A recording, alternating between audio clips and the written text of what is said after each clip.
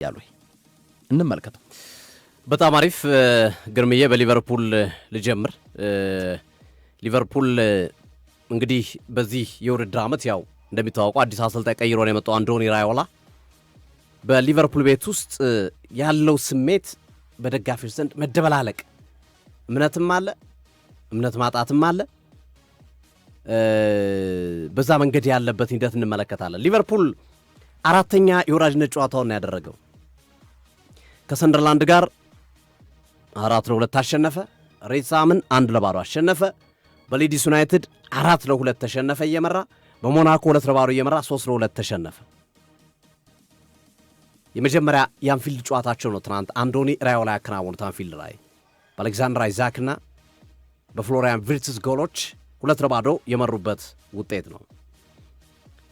የሊቨርፑል በትናንትናው ጨዋታ ላይ ያልነበሩት ተጫዋቾች በተለያዩ ምክንያቶች፣ አንደኛው ማካሊስተር ነው እስከ ዓለም ዋንጫው ፍጻሜ በመድረሱ፣ ሌላኛው ጃኬ፣ ይሄ ተጫዋችም ያው ቡድን እስኪላመድ በሚል ብዙ ዕድል ያልተሰጠው ተጫዋች ነው። ከዛ ውጭ ግን ሁሉም ተጫዋቾች ነበሩ። በቀጣዩ ዓመት ሊጠቀምባቸው የሚችሉት ተጫዋቾች አሊሰን ቤከር ነበረ፣ ቨርጂል ቫን ዳይክ ነበረ፣ ጋክፖ ነበረ፣ አሌክዛንደር አይዛክ፣ ቪርትዝ፣ ዞቦዛ ላይ አብዛኞቹ ተጫዋቾች ነበሩ። ስለዚህ ሊቨርፑል በትናንትናውና በሊድሱ ጨዋታ ላይ ያስተናገዳቸው ሽንፈቶች አሳሳቢ ናቸው። ለእኔ አሳሳቢ ናቸው። ዝውውሮችን ማድረግ ካልቻለ ሊቨርፑል በውድድር ጨዋታዎች ላይ ሊገጥሙት የሚችሉትን ችግሮች ነው እየተመለከትን የምንገኘው። በውድድር ጨዋታዎች ላይ ልናያቸው የምንችለውን ችግሮች ነው እያየን ያለ ነው። አምና አንዱ የሊቨርፑል ትልቁ ችግር እየመራ መሸነፍ ነበር። ይመራል፣ ይሸነፋል፣ ተከላካይ መስመሩ ያፈሳል፣ ብዙ ጎል የሚያስተናግድ ቡድን ነው። ተመሳሳይ ነው ዘንድሮ ፕሪሲዝን ላይ ያየ ነው ያለ ነው። ቡድን ጎል እያስተናገደ ነው። በሁለት ጨዋታ 7 ጎል ነው ያስተናገዱት። ይሄ ያሳስባል፣ አሳሳቢ ነው ለሊቨርፑላውያን። ነገር ግን ችግሩን የሚያቀሉ ሁኔታዎች ግን እየተፈጸሙ ነው። ለምሳሌ ሮናልድ አራሆ ከባርሴሎና ሊቨርፑል ለመቀላቀል የሕክምና ምርመራውን ጨርሷል። አንዱ ኤክስፔሪንስ አለው፣ 27 ዓመቱ ነው። በትልቁ ቡድን ባርሴሎና የተጫወተው። ከቫን ዳይክ ደግሞ ብዙ ምክሮችን ያገኛል ተብሎ ይጠበቃል። አንዱ ቦታውን ያስተካክላል ተብሎ የሚጠበቀው ተጫዋች የሮናልድ አራሆ መምጣት ተከላካይ መስመሩን በተወሰነ መንገድ ያግዛል። አሁን ካለው ሁኔታ አንጻር ምንም ጥያቄ የለው። ሮናልድ አራሆ ችግር ያለበት ተጫዋች ነው። የቀይ ካርድ ሰለባ የሚሆን ተጫዋች ነው። ዴፊኔትሊ ምንም ጥያቄ የለው። ግን ሮናልድ አራሆ ቡድኑን ያስተካክላል ካሉት ተጫዋቾች አንጻር ኦፍ ኮርስ ከሊዮን ይሻላል፣ ከጃኬ ይሻላል። ገና ልምድ የሌላቸው ተጫዋች ናቸው። ሃይ ሌቭል የተጫወቱ ኤክስፔሪንስ ይጎላቸዋል። ግን በባርሴሎና ቤት ለምሳሌ ኩባርሲና ማርቲን ቦታውን ስለያዙበት የተቀያሪ ወንበር አሟቂ ሆኖ ያየነው ተጫዋች ነው ሮናልድ አራውሆ። በአንጻሩ ኢብራሂማ ኮናቴን ነው ሊቨርፑል ያጣው። በነፃ ዝውውር ነው ወደ ሪያል ማድሪድ ያጣው። በውሰቱል ነው ይህንን ተጫዋች ያመጣው። በባርሴሎና ቤት የተቀያሪ ወንበር አሟቂ ተጫዋች በሊቨርፑል ቤት በሚገባ ቦታውን መሸፈን የሚችልበት አቅም ይኖረዋል ወይ? ምክንያቱም 11 ጨዋታ ነው የተጫወተው በኩባርሲና በማርቲን ተሸፍኖበት። በውድድር ዓመቱ 11 ጨዋታ በጣም ትንሽ ጨዋታ ነው የተጫወተው። ኢማጂን። እና ምንድን ነው ይህንን ተጫዋች ሊቨርፑል አስፈርሞ የተከላካይ ክፍሉን ለመቀየር ያሰበው? ኦፍኮርስ የተወሰነ ክፍተቱን ሊሞላለት ይችላል። ግን ኢብራሂማ ኮናቴን ለመሸፈን ካልሆነ በስተቀር በዛ ደረጃ ላቅ ያለ ከፍተኛ የሆነ ዲፌንደር ለምሳሌ የፓሪስ ሰን ጀርመኑ ማርኪኒዮስን ቢያመጣ ሃይ ኳሊቲ ነው ይዞት የመጣው ተከላካይ ሊያስብለው ይችል ይሆናል። ግን 11 ተጫዋች የተጫወተ የተቀያሪ ወንበር አሟቂን በውሰቱል ማምጣት ተገቢ ነው ወይ ሶፊ? አማራጭ ስለሌላቸው ይመስለኛል እንጂ እውነት ለመናገር ከኢብራሂማ ኮናቴ ካሳየው አቋም አንጻር ሮናልድ አራሆ ብዙ የራቀ ተጫዋች ነው ብዬ አላስብም። አምና ኢብራሂማ ኮናቴ የተመለከት ነው ያምናው ከአምና በፊት የነበሩ ጥሩ ነበሩ። ያምናውን ኢብራሂማ ኮናቴ ግን ሮናልድ አራሆ ብዙ የሚተናነሰው ነው ብዬ አላስብም። በጣም ደካማ፣ በቀላሉ የሚታለፍ የተከላካይ መስመሩ ለማፍሰሱ በዋነኝነት ተጠያቂ የነበረ ተጫዋች ነው።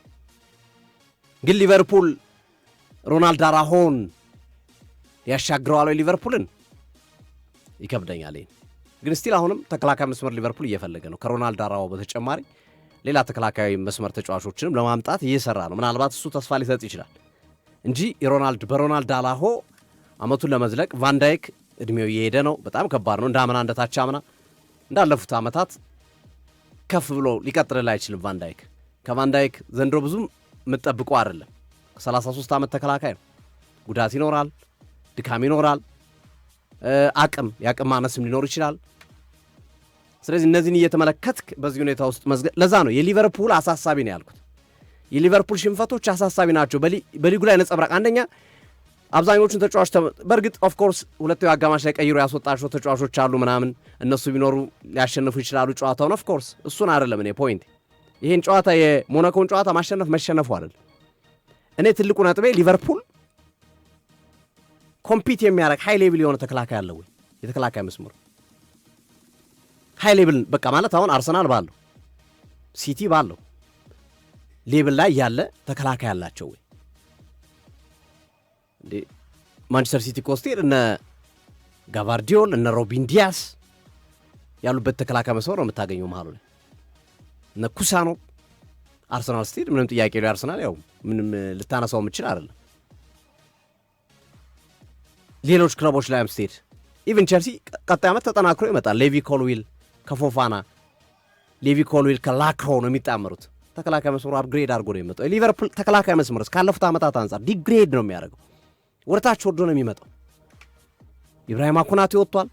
ቫንዳይክና አትተማመንበትም ለቀጣይ ዓመት ከእድሜ አንጻር። ስለዚህ ማጠናከር ነበረባቸው። ያመጧቸው እነ ሊዮኒ እነ ጃኬ ገና ቀጣዮቹ ዓመታቶች ላይ ሊመጡ የሚችሉ እንጂ በአንድ ዓመት መጥተው ስክት የሚሉ ተጫዋቾች አይነት አይደሉ። እነዚህ ነገሮችን ሊቨርፑል በአስቸኳይ መፍታት አለበት። ሌላው የመስመር አጥቂ ነው። ባለፉት ዓመታት ዲየጎ ጆታ አልፈተ ህይወት፣ መሐመድ ሳላ፣ ሉዊስ ዲያዝ ወጥተዋል። የተተኩት እነማን ናቸው? በሊቨርፑል ቤት ውስጥ ቪክቶር ሙኖዝ ነው የመጣው። መጥፎ ተጫዋች አይደለም፣ ግን እሱም ቅድም እንዳልኩ እንደነ ሊዮኒ ምናምን ገና የሚያደርግ ተጫዋች ነው፣ ወጣት ተጫዋች ነው። አንድ ነገር እናንሳ ሶፊ። ከዚህ አሁን እንግዲህ ተከላካይ ክፍሉን አየን። ሊቨርፑል ቤት ያን ያህል የሚያስተማምን ተከላካይ ክፍል ያለው ክለብ ነው ለማለት ያስቸግራል። ሊቨርፑልን የመጣውም ሮናልድ አራሆ የተቀያሪ ወንበር አሟቂ የነበረ ባርሴሎና እነ ኩባርሲ ቦታ አላስነካ ያሉት እና 11 ተጫዋች ብቻ የተጫወተ ተከላካይ ነው። እሱም ቢሆን ለኢብራሂማ ኮናቴ ምናልባት ምትክል ሊሆን ይችላል። ቫንዳይክ የእድሜውን ጉዳይ አንስተናል። ፉክክሩ በየጊዜው እያደገ የመጣ ነው። ተከላካዩን አየን። አማካኙን እንዝለለውና አጥቂ ክፍል ላይ ስንመጣ አሌክዛንደር ኢዛክ እንደተጠበቀው አልነበረም ባለፈው ዓመት ወደ ቡድኑ ከመጣ በኋላ። አሁን ደግሞ ሊቨርፑል ለማስፈረም ትኩረት ያደረገው ተጫዋች የፓሪስ ሰን ጀርመኑ ብራድሊ ባርኮላ ነው። ይህንን ተጫዋች ለመጥለፍ አርሰናል ግንኙነት ጀምሯል። ብራድሊ ባርኮላን ለማስፈረም አርሰናሎች ግንኙነት ጀምረዋል። አንድ ሁለተኛ፣ ኮዲ ጋክፖ የመውጣት ዕድሉ እየሰፋ መጥቷል። የ27 ዓመት ተጫዋች ነው ኮዲ ጋክፖ። ይህ ተጫዋች ደግሞ ኔዘርላንዳዊ ወደ ቶተንሃም ሆትስፐርስ ስሙ ተያይዟል በከፍተኛ ሁኔታ። የሚጠብቁት አንድ ነገር ነው፣ ተጫዋች ካስፈረምን በሚል ነው። የበለጠ ማጠናከር ሲገባቸው ኢቭን ምናልባት ብራድሊ ባርኮላን ከመጣልን ብለው ኮዲ ጋክፖን ለመሸጥ አስበው ሊሆን ይችል ይሆናል። ግን የበለጠ ማጠናከር ሲገባ የቡድን ዴብዝ ጥልቀትን አስተማማኝ ማድረግ ሲገባ የሚጠብቁት ነገር አንድ ዝውውር ብቻ የሚጠብቁት ሊቨርፑሎች። ያ ከተሳካላቸው ኮዲ ጋክፖ ቶተንሃም ይገባል። ልክ ነው ወይ? የሊቨርፑል አጥቂ ክፍል ሳመጣጡ ራሱ ኢቭን ባርኮላ ራሱ አርሰናል ጣልቃ ገባበት። አሁን ደግሞ ግርምዬ እኔ እዚህ ላይ የማነሳው ነገር ምንድን ነው፣ የጋክፖ ማንም ቢመጣ ማንም ጋክፖ መልቀቅ የለባቸው። ሌላ ስተት ነው፣ ሌላ ከባድ ስተት ማለት ነው።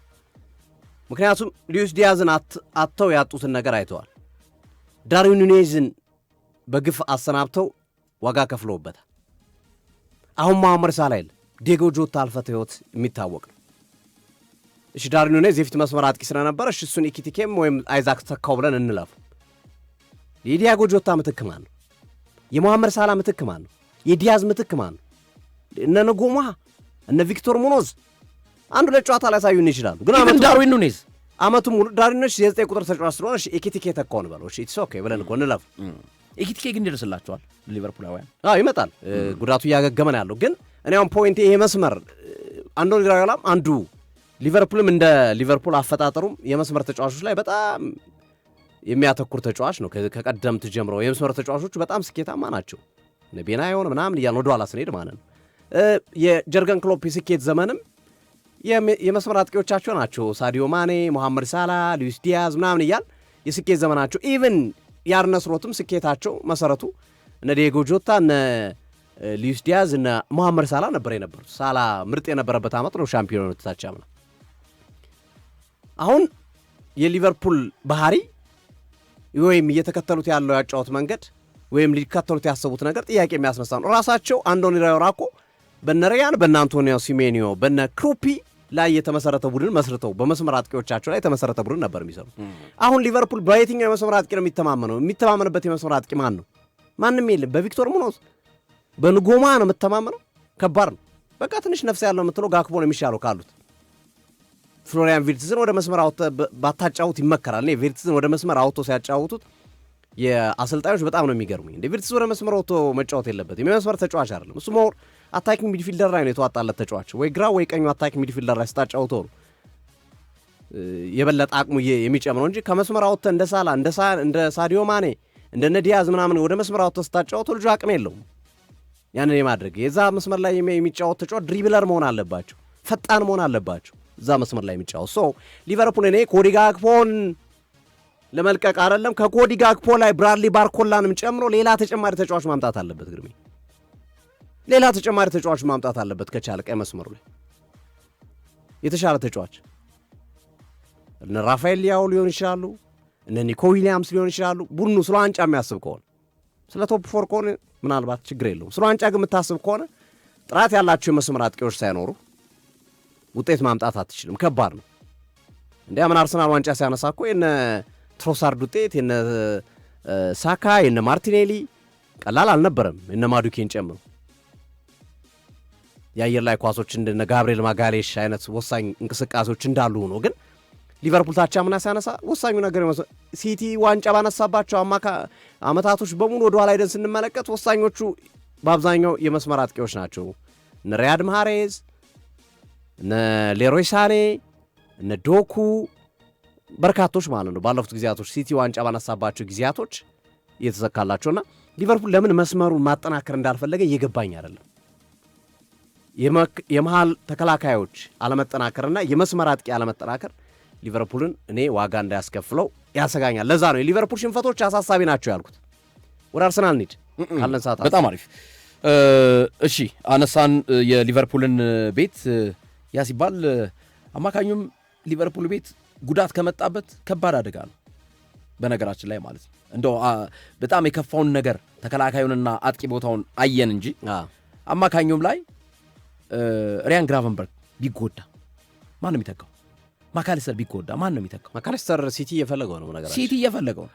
በዛ ላይ ደግሞ ማለት ነው ግን ማን ነው የሚተካቸው? እስኪ አሁን መሀል ላይ ያሉትን ተጫዋቾች የአለፈው ዓመት 500 ምናምን ሚሊዮን ፓውንድ ያወጡበት ዝውውር በጣም የጎዳቸው ይመስለኛል ሊቨርፑሎች።